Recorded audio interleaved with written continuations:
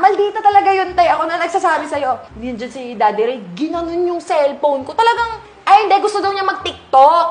Okay. Nagsayaw-sayaw sa CR. Akala niya may camera yung CR namin. Wala namang camera yung CR namin. Sabi niya, where's my TikTok? Ay, ganyan siya. Sabi ko, anong TikTok? Wala namang camera. Tapos nung ginawa ko, kinuha ko yung phone ko, nilagyan ko siya ng TikTok cam.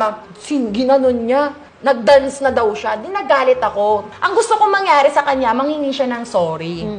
Kinakausap na namin siya ni Ray, nakaganyan lang siya. The whole time, nakaganyan siya.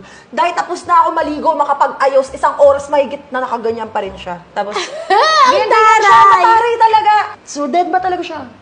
Minsan gumaganon-ganon pa.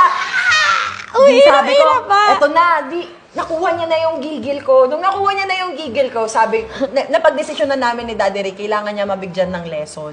Umalis kami. Hindi namin siya sinama. Naiwan lang yung nanay Maria niya, tapos siya.